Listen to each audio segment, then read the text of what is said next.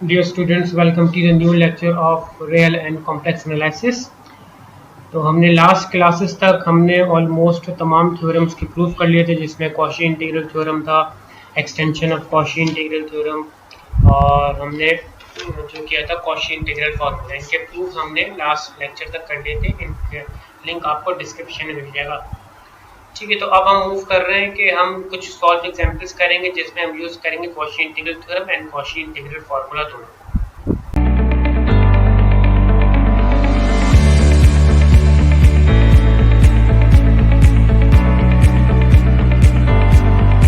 Students, हमने जैसे हमें पता है कि कॉशी इंटीग्रल थ्योरम हमने किया था, तो उसको जस्ट हम देख लेते हैं ताकि हम इसको एग्जांपल में टैग अप्लाई कर सकें। कॉशी कह रहा था कि अगर कोई क्लोज कर्व है हमारे पास, ठीक है, और उस क्लोज कर्व पे जो फंक्शन एनालिटिक हो किसी भी पॉइंट्स पर with in and on the close contour, तो उसका इंटीग्रल क्या आएगा? 0 आएगा। ठीक है, ये क्या कह रहा है? ये क्या कह रहा है? कॉशी इंटीग्रल थ्योरम कह रहा है।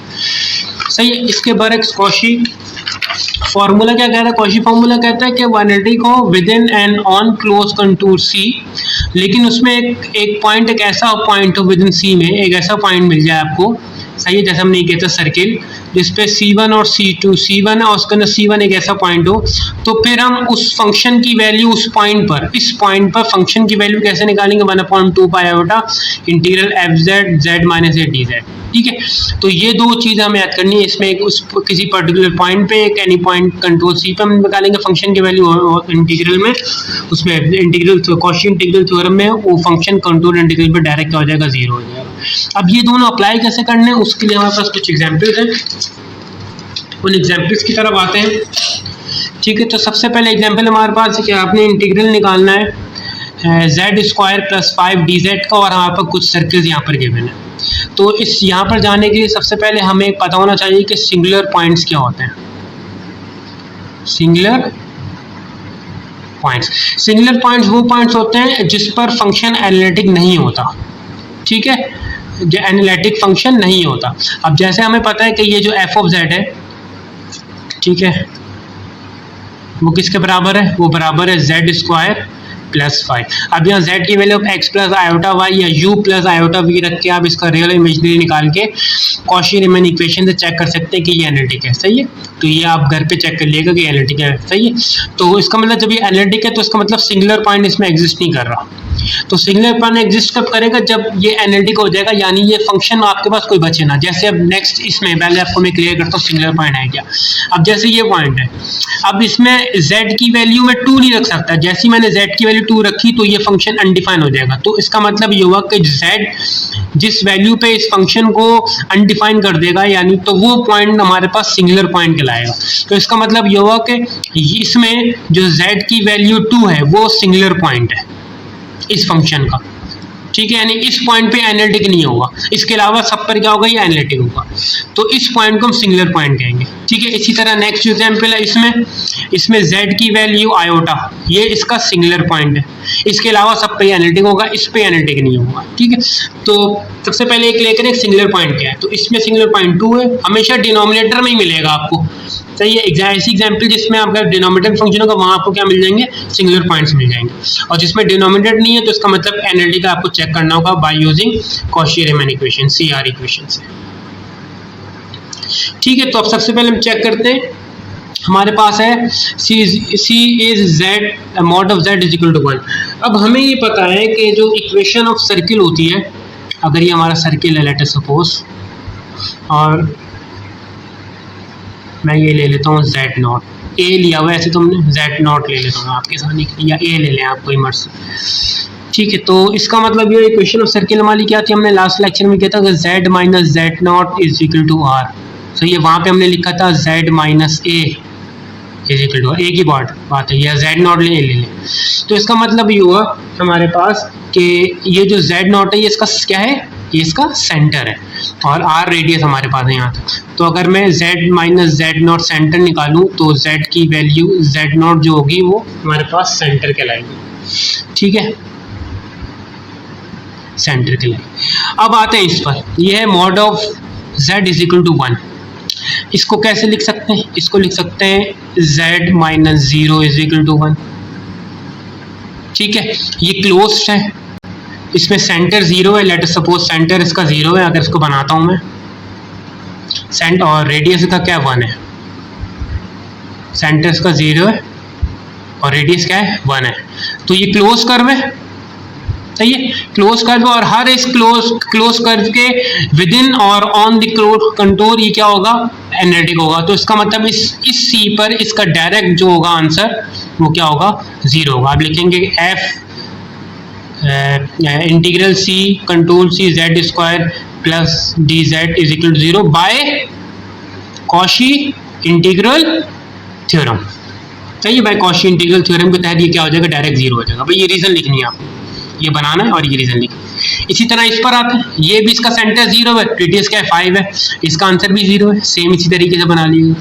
इस पर आते हैं, इसका क्या रेडियस 3 पाई है, 3 पाई कोई भी सेंटर हो सकता है, रेडियस कितना 10 है, लेकिन होगा ये क्लोज ये भी, तो इसका आंसर भी क्या आएगा, 0 आएगा। इस पर आते हैं, स्क्वायर है x की वैल्यू प्लस माइनस वाई 1 है और y कितना है प्लस माइनस 1 है, तो इसको हम बना लेते हैं अगर ये, तो ये कुछ इस तरह बनेगा, ठीक है, x की ये 1 है, ये -1 है, ये 1 है, ये -1 है, तो ये भी क्लोज है, देखें, तो इसका आंसर भी क्या होगा, इसका 0 होगा। नहायत ही आसान है, अगर आपको क्या पता है कॉशी इंटीग्रल थ्योरम, अगर आपको क्लियर है कॉशी इंटीग्रल थ्योरम कि इसका जो क्लोज कंटूर पर क्या होगी, वैल्यू उसकी 0 होगी, अगर ये आपको क्लियर है तो फिर आप ये आराम से इसके डायरेक्ट आंसर निकाल सकते हैं, ठीक है। नेक्स्ट पर आते हैं, नेक्स्ट क्या है, Z square plus 5z plus 6 divide by Z matrix. अब ये एनालिटिक नहीं, क्योंकि इसमें z की वैल्यू 2 पर ही एनालिटिक नहीं होगा, ठीक है जी, z इज 2 पे एनालिटिक नहीं होगा। तो अब इस पर आते हैं, ये क्या है, ये कह रहा है कि z minus 0 is equal to 1, तो अगर हम इसको इसकी वैल्यू कर रहे हैं कि z माइनस 2 है हमारे पास, एनालिटिक नहीं है, तो इसका मतलब 2 पे हमारे पास वैल्यू जो होगी इसकी, ये जो 0.2 पर होगी वो एनालिटिक नहीं होगी। तो इसका अगर मैं इसको बनाता हूँ z माइनस 0.1 को, तो ये बन जाएगा कुछ इस तरह, ठीक है, ये इसका 0 है, ये इसका रेडियस 1 है, लेट अस सपोज 1 है, ठीक है। और इसको कैसे लिख सकते हैं, z minus 2 is equal to 1 को वही जैसे हमने इक्वेशन ऑफ सर्किल बनाई थी इसमें से निकाल लेंगे वैल्यू, ठीक है, तो z इज इक्वल टू 0 आपका सर्किल आ जाए। तो इसका मतलब ये हुआ कि एनालिटिक तो बाहर है, वो पॉइंट कहाँ है, वो पॉइंट तो आपको बाहर मिल रहा है। इसका मतलब ये हुआ कि हम इसको यूं लिख सकते हैं 2 + 0 है बेटा, ठीक है, और इसका मतलब रियल इसका 2 है x और इमेजिनरी कितना है 0, तो ये वो पॉइंट होगा 2,0। यहाँ पर एनालिटिकल नहीं है, ठीक है, बाकी इस पर है, इन सब पर क्या एनालिटिक है, तो इसका आंसर क्या हो जाएगा, डायरेक्ट 0 हो जाएगा। क्लियर है, क्योंकि इसमें तो एनालिटिकल है, ये तो सर्किल के बाहर है, तो हमें तो सिर्फ कंट्रोल क्लोज देखना होता है। अब आ जाए इस पर, ये क्या कह रहा है, ये कह रहा है z माइनस 0 रेडियस 3, अब इसके अंदर आ जाएगा 2, आपका सिंगुलर पॉइंट आ जाएगा। अब लेट अस सपोज ये 3 है, ये 3, तो इसके अंदर 2 भी है 1 भी है, ये 0 है और 1 भी है, तो ये वो पॉइंट था जो सिंगुलर पॉइंट था हमारा, सही है। तो अब सिंगुलर पॉइंट आ गया, इसका मतलब फंक्शन तो इसमें एनालिटिकल नहीं है, तो एनालिटिकल नहीं है तो यहाँ पर लगेगा कॉशी इंटीग्रल फॉर्मूला, सही है। एक ऐसा पॉइंट मिल जाए किसी क्लोज कर्व में जहां पर फंक्शन एनालिटिक ना हो, तो वहां लगेंगे कॉशी इंटीग्रल फॉर्मूला।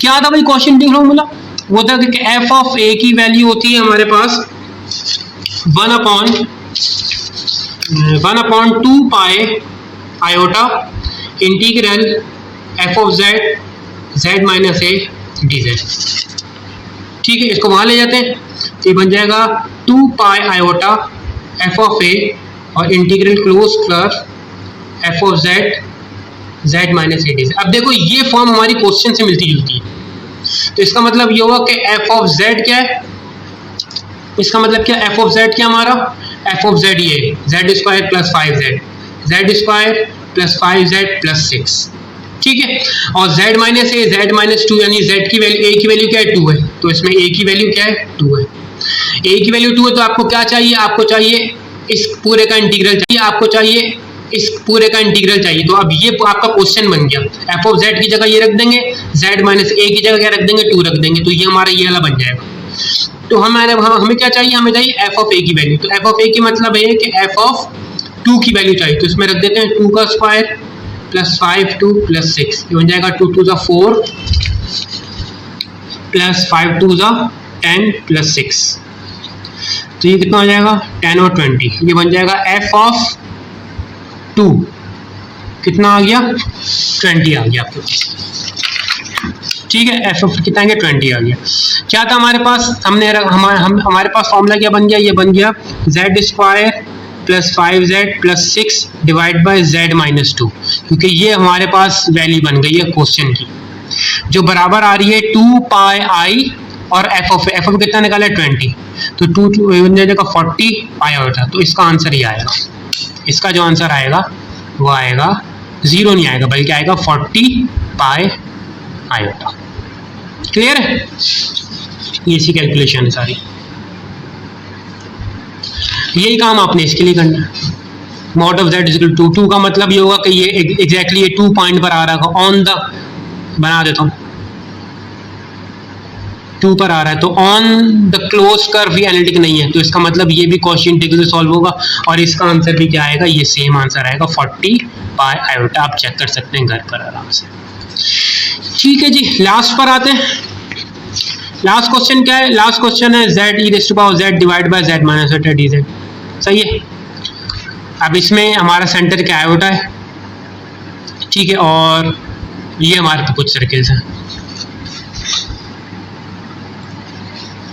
ठीक है। तो अगेन हम इसको देखते हैं, इसका मतलब क्या है, इसका मतलब है कि z minus 0 is equal to half, एक तो बस का मतलब ये, और पॉइंट क्या है हमारे पास, ये पॉइंट इसका मतलब लिखा हुआ है, ये लिखा हुआ है 0 प्लस आयोटा। 0 प्लस आयोटा का मतलब है पॉइंट क्या मिला, 0 और 1 मिला, सही है, 0 और 1 पॉइंट आपका इसका मिल गया। तो आप क्या करेंगे, हाफ है, हाफ को हम सॉल्व करते हैं, ठीक है। तो इसको बना लेते हैं,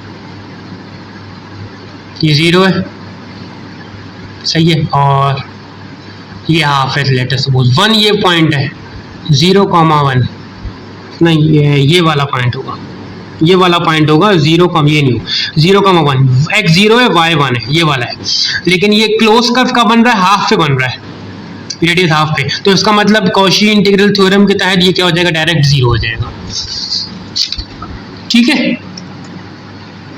बस कॉन्सेप्ट आपने याद रखना है कि ये किस कॉन्सेप्ट के तहत चल रहा है। अब इस पर आते हैं, z माइनस 2 की तरफ आते हैं। z माइनस 2 भी सेम है, z माइनस 2 का मतलब क्या होगा, बनाना पड़ेगा आपको, फिगर बनानी पड़ेगी लाजमी, सही है। रेडियस 2 हो गया, इसका 2 हो गया रेडियस हर जगह से, सही है, और ये क्या हो गया, सेंटर क्या है 0। अब पॉइंट क्या था, पॉइंट था 0,1, वो यहाँ आ रहा होगा कहीं ना कहीं, ऑब्वियस सी बात है। अब 0, अब ये सिंगुलर पॉइंट इस क्लोज कर्व के अंदर आ गया, तो उसमें क्या लगेगा, Cauchy integral formula. Cauchy integral formula, इसी तरह की कैलकुलेशन से आप सॉल्व करेंगे इसको, तो इसका आंसर क्या आना चाहिए, वो आना चाहिए माइनस का 2 pi e raise to power iota, ठीक है जी। इसका आंसर भी क्या आएगा, by using Cauchy integral formula, minus का 2 pi e raise to power iota. ये मैं आपके प्रैक्टिस के लिए छोड़ रहा हूँ, इसको आप ट्राई कीजिएगा, इसी तरह की कैलकुलेशन होगी सारी, सही है। थोड़ा सा बता देता हूँ, इसका एफ ऑफ जेड क्या है, सही है, इसका एफ ऑफ जेड क्या होगा, इसका जो एफ ऑफ जेड यहाँ लिख देता हूँ, एफ ऑफ जेड है वो क्या है, Z E raise to power Z, ठीक है जी। अब आपने किस पे निकालनी है वैल्यू, वैल्यू आपने किस पे निकालनी है, इस आयोटा पे निकालनी है, सिंगुलर पॉइंट है, यानी एफ ऑफ ए जो इसका बना था, यहाँ 2 बना, तो यहाँ पे क्या बन जाएगा, आयोटा बन रहा है, तो इसका मतलब आपको एफ ऑफ आयोटा चाहिए होगा, तो ये बन जाएगा iota E raise to power iota. इसको आप रख देंगे वैल्यूज को, तो आप इसको आप सॉल्व करके देख लीजिएगा कि वैल्यूज का आंसर आपके पास आ रहा है, ठीक है जी।